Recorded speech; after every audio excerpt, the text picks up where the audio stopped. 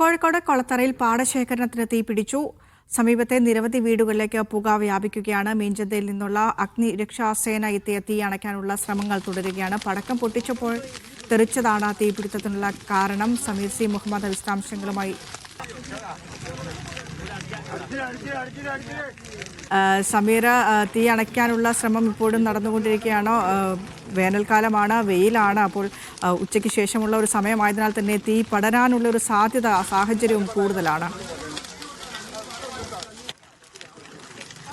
നിഷ, മങ്കുൾപ്പാടത്താണ് ഇത്തരം ഒരു സംഭവം ഉണ്ടായിരിക്കുന്നത്. 2 മണിയോട് കൂടിയാണ് ഈ വിധത്തിലുള്ള തീ അവിടെ ആളിപ്പടർന്നു തുടങ്ങിയിരിക്കുന്നത്. ഇപ്പോൾ നല്ല കാറ്റുമുണ്ട്, അതുകൊണ്ട് തന്നെ ശക്തമായ വെയിലുമാണ്.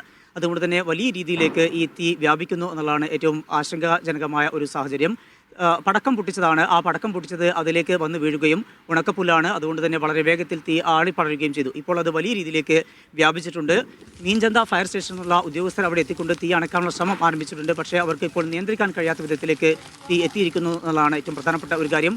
ഈ തീ കത്തുന്നത് ഒരു ഒഴിഞ്ഞ പാടശേഖരത്താണെന്നുള്ളതുകൊണ്ട് വലിയ രീതിയിലുള്ള നാശനഷ്ടമൊന്നും ഉണ്ടാകുന്നില്ല. പക്ഷേ ഏറ്റവും പ്രധാനപ്പെട്ട ഒരു കാര്യമുള്ളത് ആ സമീപ മേഖലയിലേക്കൊക്കെ തന്നെ അതിൻ്റെ പുക വലിയ രീതിയിൽ വ്യാപിച്ചിട്ടുണ്ട് എന്നുള്ളതാണ്. ശ്വാസതടസ്സം അനുഭവപ്പെടുന്ന, അതുപോലെ മറ്റ് ആരോഗ്യ പ്രശ്നങ്ങളുള്ള ആളുകൾക്കൊക്കെ വലിയ ബുദ്ധിമുട്ട് ഉണ്ടാകുന്നുണ്ട്.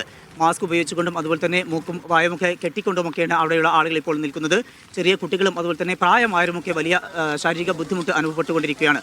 അത്തരം ഒരു സാഹചര്യമാണ് വലിയ ആശങ്കപ്പെടുത്തുന്നത്. തീ അണക്കാനുള്ള ശ്രമം തുടരുകയാണ്. വിനീഷ.